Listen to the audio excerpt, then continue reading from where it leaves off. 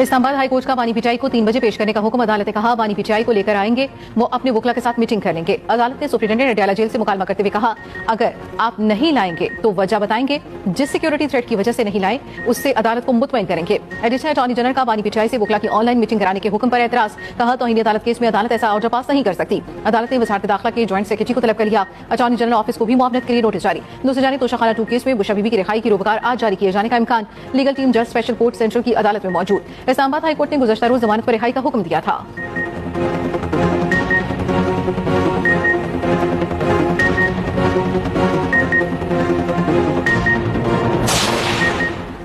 لوگ ہمارے اعمال دیکھ رہے ہیں اور تاریخ کبھی معاف نہیں کرتی. جسٹس منصور علی شاہ کا چیف جسٹس قاضی فائز عیسیٰ کو لکھا گیا خط منظر عام پر آ گیا. خصوصی بینچ میں بیٹھنے سے معذرت. خط پریکٹس اینڈ پروسیجر کمیٹی کے بنائے گئے ٹیکس کیس میں بینچ کے تناظر میں لکھا گیا. کہا پہلے بھی لکھا تھا ترمیمی آرڈیننس پر فل کورٹ بیٹھنے تک خصوصی بینچز کا حصہ نہیں بنوں گا. خط میں سر تھامس مورے کا قول بھی نقل کیا گیا جس کے مطابق جب سیاستدان اپنے عوامی فرائض کی خاطر اپنا ضمیر ترک کر دیتے ہیں تو وہ مختصر راستے سے اپنے ملک کو افراتفری کی طرف لے جاتے ہیں.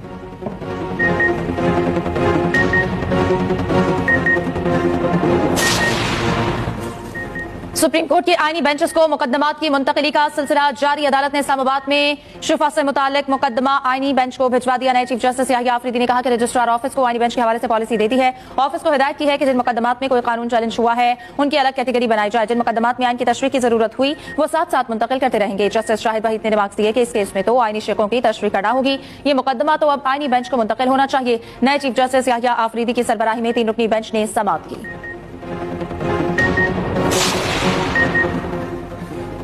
مجھے نہیں معلوم تھا جسٹس منصور علی شاہ چیف جسٹس نہیں بنیں گے. بلاول بھٹو زرداری کا برطانوی نشریاتی ادارے کو انٹرویو.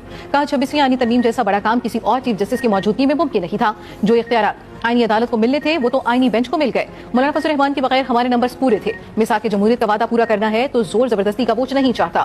ہم پر اپنی مرضی کا آئین بنا سکتے تھے لیکن پیپلز پارٹی کا طریقہ کار رہا ہے.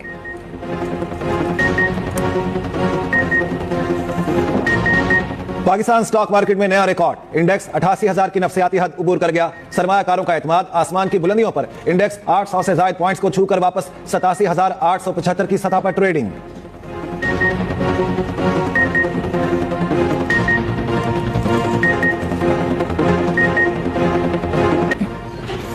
Army chief general Syed Asim Munir کا پاک فضائیہ کے آپریشنل ایئر بیس کا دورہ. آئی ایس پی آر کے مطابق آرمی چیف نے مشق انڈسٹریل کا معائنہ کیا. مشق انڈسٹریل 2024 خطے کی سب سے بڑی کثیر القومی مشق ہے. 24 فضائی افواج کی شرکت. پی اے ایف کے لڑاکا طیاروں کی دلکش فضائی نمائش کا مظاہرہ. آرمی چیف کا پاک فضائیہ کی جنگی تیاریوں اور جدت پر اطمینان کا اظہار. ایئر چیف ظہیر احمد بابر سدھو نے جنرل سید عاصم منیر کا استقبال کیا. پاک بیریئر کے سربراہ ایڈمرل نوید اشرف بھی موجود. پاک انگلینڈ سیریز کا تیسرا اور فیصلہ کن مارکا. پاکستانی اسپنرز کا جادو پھر چل گیا. 98 رنز پر انگلینڈ کی آدھی ٹیم پویلین لوٹ گئی. ساجد خان کے 3, نعمان کے 3, 2 شکار. بین ڈکٹ 52, زیک کرالی 29 رنز بنا کر آؤٹ. اولی پاپ 3, ہیری بروک اور جو روٹ 5 رنز بنا سکے. پاکستان کا 3 اسپنرز اور 1 فاسٹ بالر پر مشتمل وننگ کمبینیشن برقرار. صدر آصف زرداری کی انقرہ میں دہشت گردی کی شدید مذمت. شہباز شریف نے بھی حملے کو افسوسناک قرار دیا.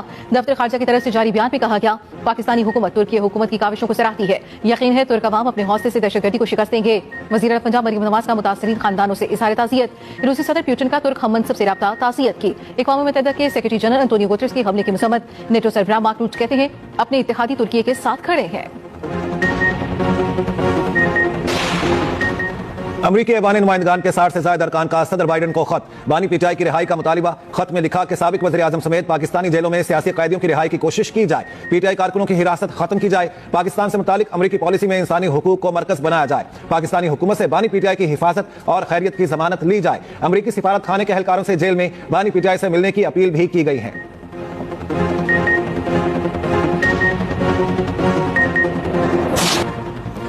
سندھ ہائی کورٹ میں بھی آئینی ترمیم کی بازگشت. Chief justice Sindh high court نے ریمارکس دیے کہ اب وہ وقت گزر گیا جب ہم مفاد عامہ سے متعلق کیسز سنا کرتے تھے. آپ کو مزید ریلیف دینے کے لیے ہم اس کو نوٹس لے لیا کرتے تھے. قانون جیسا بھی ہو ہم یہاں پر قانون پر عمل کرنے کے لیے بیٹھے ہیں. شہریوں کو ایس او پیز کے مطابق گیس کنیکشن فراہم کرنے کا حکم.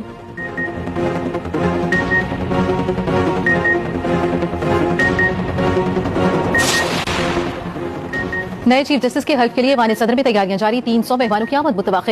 جسٹس یحییٰ آفریدی 26 اکتوبر کو چیف جسٹس کے عہدے کا حلف اٹھائیں گے. چیف جسٹس قاضی فائز عیسیٰ 25 اکتوبر کو ریٹائر ہو جائیں گے. اعزاز میں الوداعی فل کورٹ 25 اکتوبر کو ہوگا. فل کورٹ ریفرنس سے نئے چیف جسٹس یحییٰ آفریدی بھی خطاب کریں گے.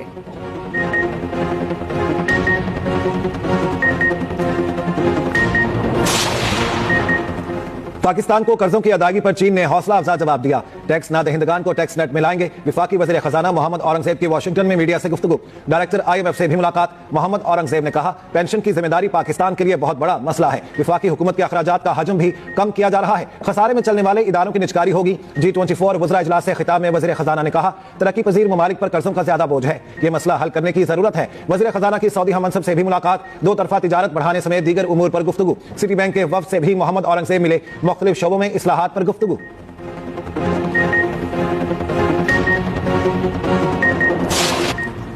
पंजाब में स्मोक ने पंजे गाड़ना शुरू कर दिए। लाहौर में फजाई आलूदगी की सूरत हाल संगीन। एयर क्वालिटी इंडेक्स में दूसरा नंबर। मुल्क के बेशतर इलाकों में आज भी मौसम खुश। कराची में समंदरी हवाएं मतलात साफ रहने की पेशगोई। बलाई खैबर पख्तूनख्वा, गिलगित बल्तिस्तान, कश्मीर के चंद मकामात पर बारिश मुतवक्की।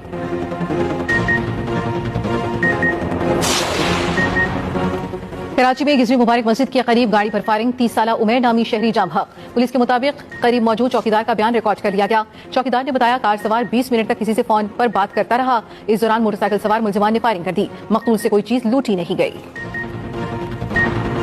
कराची में खातून और 2 बच्चों के जख्मी हालत में मिलने का मुकदमा दर्ज। थाना औरंगी टाउन में मुकदमा मुतासरा खातून की मुद्दत में दर्ज किया गया। कत्ल, इक़दाम कत्ल, तशद्दुद और दीगर दफात शामिल। औरंगी टाउन सेक्टर 8 में गुज़श्ता रोज घर से खातून और 2 बच्चे जख्मी हालत में मिले। एक बच्चा दौरान इलाज दम तोड़ गया था।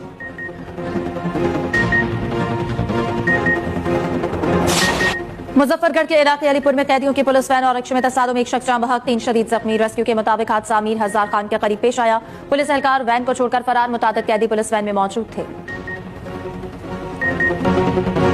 बेरूत पर इसराइल के 17 फिजाई हमले, 6 इमारतें मुकम्मल तबाह। इसराइल ने दमिश्क के मरकज में इमारत को निशाना बनाया। एक शहरी शहीद, 7 जख्मी। हिजबुल्लाह ने इसराइल को असलहा साज फर्म को रॉकेट से निशाना बना डाला। तेल अबीब और मजाफात पर रॉकेट दागे।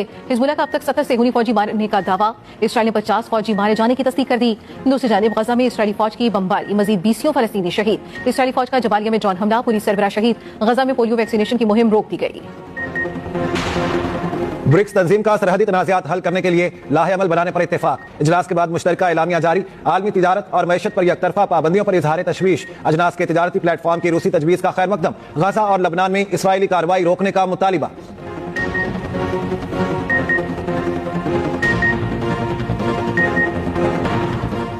अमेरिकी सदारती उम्मीदवार कमला हैरिस की गाड़ी हादसे से बच गई। गलत सम से गाड़ी लाने वाले शख्स को गिरफ्तार कर लिया गया। सदारती उम्मीदवारों की जान को लाहक खतरात दूर करने में नाकामी पर खुफिया सर्विसेज तनकीद की जद में। बताया जा रहा है कि ड्राइवर नशे की हालत में था।